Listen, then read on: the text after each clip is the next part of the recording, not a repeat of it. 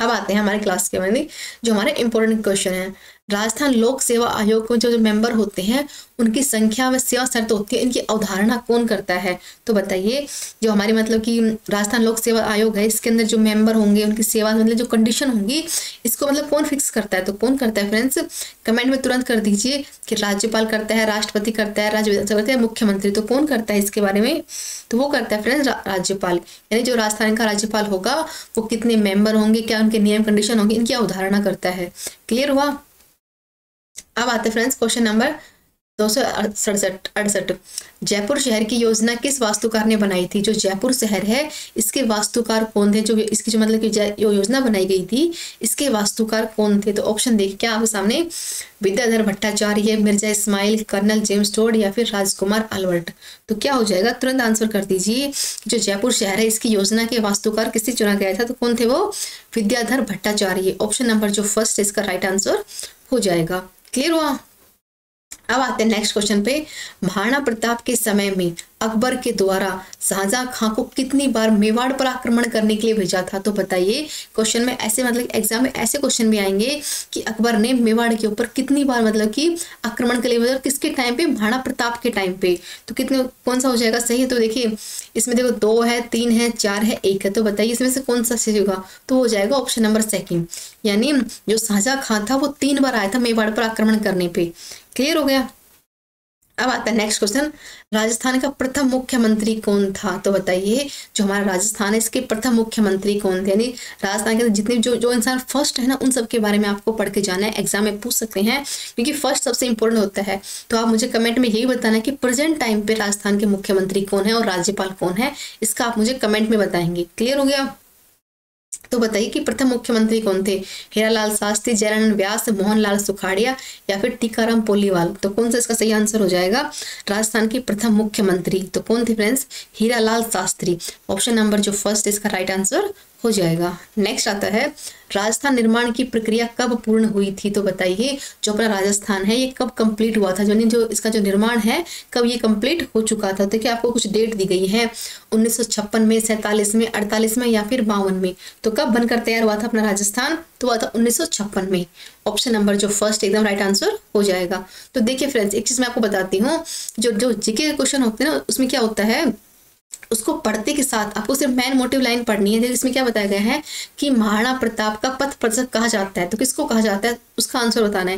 यानी इसमें सिर्फ सोचना नहीं है, तुरंत आपके माइंड में आ जाएगा कि इसको कहा जाता है। सोचने का काम रीजनिंग में आएगा, क्योंकि आप सभी जानते हैं कि बीएसटीसी एग्जाम के अंदर एवरेज हो गया, परसेंटेज हो गया, यानी कुछ कुछ मैथ की जो टॉपिक है ना उनको इसमें शामिल किया गया रीजनिंग के अंदर ही। तो कुछ मतलब कि मैथमेटिक कैलकुलेशन भी आएंगी, तो उसमें हमें करने से एलसीएम हो गया, एवरेज हो गया, तो ऐसे क्वेश्चन में ऐड किए जाएंगे। तो बताइए, महाराणा प्रताप के पथ प्रदर्शक किसे कहा जाता है? तो राव मालदेव, चंद्रसेन, मोटा राजा उदय सिंह या फिर अमर सिंह राठौड़। तो कौन हो जाएगा? वो जाएगा राव चंद्रसेन। ऑप्शन नंबर जो फर्स्ट इसका राइट आंसर हो जाएगा। नेक्स्ट आता है, मुगल सम्राट जहांगीर ने बीकानेर के कौन सा शासक को मृत्यु दंड दी थी? तो देखिए ऐसे क्वेश्चन आएंगे कि मुगल सम्राट जहांगीर ने बीकानेर के किस शासक को मृत्यु दंड की सजा दी थी? तो कौन था वो? करण सिंह, दलपत सिंह, राय सिंह या फिर सूर सिंह। तो क्या नाम हो जाएगा? तुरंत कमेंट में आ जाना चाहिए। तो क्या हो जाएगा? दलपत सिंह।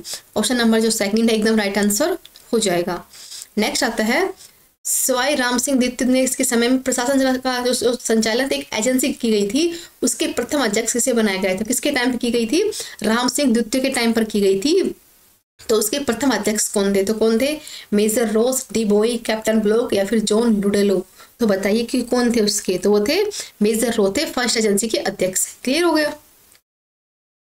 नेक्स्ट आता है, डूंगरपुर के महारावाला जसवंत सिंह के स्थान पर अंग्रेजों ने किसे डूंगरपुर का शासन दिया था? तो बताइए, था किसका? डूंगरपुर के महारावाला जसवंत सिंह का था, लेकिन अंग्रेजों ने किसको दे दिया वो आपको बताया। तो डूंगरपुर का जो डूंगरपुर था उसको किसके अधीन कर दिया गया था? तो आपके सामने ऑप्शन है, प्रतापगढ़ के कुंवर दलपत सिंह, रावल पृथ्वी सिंह, रावल अजीत सिंह या फिर प्रतापगढ़ के शिव सिंह। तो किसको दिया गया था वो? तो हो जाएंगे प्रतापगढ़ के कुंवर दलपत सिंह को दिया गया था, जो कि मतलब था किसका? जसवंत सिंह का था, लेकिन अंग्रेजों ने किसको दे दिया? दलपत सिंह को दे दिया। क्लियर हो गया? तो देखिए फ्रेंड्स, समझ सकते हैं कि राजस्थान की जो जीके है ना बहुत ज़्यादा है, बहुत ज़्यादा मतलब कि लिमिट से ज़्यादा है। इतना बड़ा इतिहास किसी का भी नहीं जितना अपने राजस्थान का। तो हमें पढ़ना भी बहुत ज़्यादा पड़ेगा। क्वेश्चन की कोई लेवल नहीं है कि यहाँ से नहीं आएगा। हर मतलब बड़े से बड़े एग्जाम से चाहे छोटा छोटा एग्जाम हो, हर किसी भी एग्जाम में किसी भी टाइप का क्वेश्चन बन सकता है, तो इसलिए हमें तैयार रहना है। नेक्स्ट आता है जो कंजर जनजाति होती है इसमें मुखिया को क्या कहते हैं, तो ऐसे क्वेश्चन बनते हैं। तो बताइए जो कंजर हो गई, भील हो गई, तो जो उनकी जो जाति होती है उसमें जो मुखिया होता है, जैसे हम तो बोल देते सरपंच, तो उनका एक अलग नाम होता है, तो वो नाम बताना है क्या होगा। जैसे कि नायक, पटेल, गबरू या फिर मुखी, तो क्या नाम हो जाएगा उसका, तो उसका हो जाएगा पटेल। ऑप्शन नंबर जो सेकंड एकदम राइट आंसर हो जाएगा। कंजर जनजाति का जो मुखिया होता है उसको पटेल कहा जाता है। नेक्स्ट आता है भरतपुर प्रजामंडल के निर्माण की घोषणा किस स्थान पर हुई थी, तो बताइए जो भरतपुर प्रजामंडल है इसके निर्माण की घोषणा किसके टाइम पर हुई थी, मतलब किस समय हुई थी। तो देखिए ऑप्शन है भुवासर, रेवाड़ी, आगरा या फिर बयाना, तो कहाँ की गई थी कमेंट में कर दीजिए, सिर्फ तुरंत सोचना है और आंसर देना है। तो हरियाणा के रेवाड़ी शहर के अंदर घोषणा की गई थी, किसकी की थी, भरतपुर प्रजामंडल की। क्लियर हो गया। नेक्स्ट आता है स्वदेशी आंदोलन के दौरान जोधपुर में चंदमल सुराणा व साथियों द्वारा किस संस्था की मतलब की स्थापना की थी, तो किसने की थी, स्वदेशी आंदोलन के दौरान की गई थी, जोधपुर के चंदमल सुराणा ने की थी, और उनके जो थे साथी उन्होंने साथ मिलकर की थी, तो किसने की थी बताइए।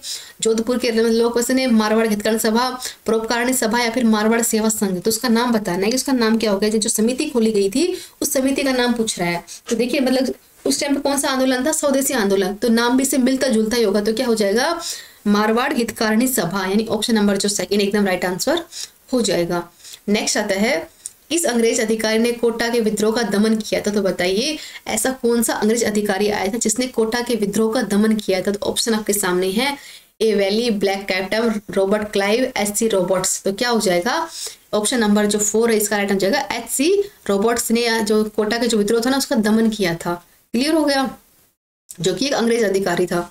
नेक्स्ट आता है कुंभलगढ़ दुर्ग की जो दीवारें की लंबाई कितनी है, तो बताइए जो कुंभलगढ़ दुर्ग है इसकी लंबाई कितनी है। तो देखिए एग्जाम में क्वेश्चन ऐसे हुए ना, एग्जाम का कोई लेवल नहीं है कि यह छोटा है कि बड़ा एग्जाम है, हर टाइप के हर एग्जाम के अंदर किसी भी टाइप का क्वेश्चन आ सकता है। तो इसमें क्या पूछा गया है कि जो कुंभलगढ़ दुर्ग है इसकी लंबाई कितनी होगी, तो तुरंत कमेंट में कर दीजिए कितनी होनी चाहिए। तो 20, 27, 36, 40, तो कितनी हो जाएगी वो 36 किलोमीटर, यानी ऑप्शन नंबर जो थर्ड हो जाएगा राइट। कुंभलगढ़ दुर्ग की दीवार की लंबाई कितनी है 36 किलोमीटर। नेक्स्ट आता है धरती, धोरारी व पाथल पीथल की जैसी जो रचना है इसकी रचना किसने की थी, तो आप सभी जानते हैं राजस्थान की मोस्ट इंपोर्टेंट रचना है धरती, धोरारी, पाथल पीथल। तो ये बहुत अमर रचनाएं हैं, यानी मतलब हमेशा इतिहास में चलने वाली हैं, यानी अब भी चल रही हैं और 10 साल बाद भी इनका नाम रहेगा, तो बहुत इंपॉर्टेंट है। तो बताना है आपको कि इसको लिखा किसने था। तो देखिए ऑप्शन क्या है माणिक्यलाल वर्मा, भरत सिंह व्यास, तारा प्रकाश जोशी, कन्हैयालाल सेठी, तो क्या इसका आंसर हो जाएगा कन्हैयालाल सेठी द्वारा इसको रचना की गई है। क्लियर हो गया, यानी ऑप्शन नंबर जो 4 इस हो जाएगा राइट। कौन कौन से हैं धरती, धोरारी, पाथल पीथल, बहुत अमर रचना है वैसे मानी जाती है, राजस्थान की मोस्ट इंपोर्टेंट रचना है ये। नेक्स्ट आता है फायरे, फायरे किस जाति का किरण घोष है, तो बताइए कि जो फायरे फायरे वर्ड है ये कौन सी जाति से बिलोंग करता है। तो देखिए ऐसे वर्ड भी पूछ लेते हैं इंपॉर्टेंट जाति के बारे में, कुछ इंपॉर्टेंट नाम हो गया ना, सिर्फ फायरे फायरे हो गया, कुछ और से नाम हो गया, तो वैसे पूछ सकते हैं। तो फायरे फायरे किसका हो जाएगा भील, गरासिया, डोमोर या फिर मीना, तो किसका हो जाएगा फायरे फायरे, वो हो जाएगा भील का। ऑप्शन नंबर जो फर्स्ट है हो जाएगा राइट। फायरे फायरे शब्द किसका है भील जनजाति का, जो कि रणघोष के टाइम पे यूज करते हैं। नेक्स्ट आता है मोरनी, मोरना किस जाति का संबंध करता है। जो मोरनी जो मोरना है वो किस जगह का, तो बताइए भील, मीणा, गरासिया फिर सहरिया, तुरंत आंसर कर दीजिए किससे हो जाएगा मोरनी मोरना, तो हो जाएगी मीणा। ऑप्शन नंबर जो सेकंड हो जाएगा राइट आंसर, यानी मीणा से होता है मोरनी मोरना। नेक्स्ट आता है बाबू महाराज का मेला किस जिले में आयोजित किया जाता है। जो बाबू महाराज है उनका मेला कहाँ लगता है, तो क्या है करौली, धौलपुर, सवाई माधोपुर या फिर भरतपुर, तो कहाँ लगेगा बाबू महाराज का मेला राजस्थान के किस जिले में लगता है धौलपुर जिले के अंदर। ऑप्शन नंबर जो सेकंड है एकदम राइट आंसर हो जाएगा। नेक्स्ट आता है धारी संस्कार राजस्थान के किस जनजाति दो में प्रचलित है। एक आ गया धारी संस्कार जो कि इंपॉर्टेंट है, धारी संस्कार तो ये किस जाति से बिलोंग करता है, तो गरासिया, मीणा, सहरिया या फिर भील, तो तुरंत ऑप्शन कर दिए कि आपको मतलब एक आइडिया तो है कि जो धारी संस्कार है ये किस कौन सी जाति का हो, तो किसका हो जाएगा सहरिया जाति का। ऑप्शन नंबर जो थर्ड एकदम हो जाएगा राइट, सहरिया जाएगा धारी संस्कार। तो देखिए मैंने बताया ना आपको जितने भी इंपॉर्टेंट मतलब जाति है उसमें क्या क्या इंपॉर्टेंट है उसके बारे में भी आपको पढ़ के जाना है। क्लियर हो गया।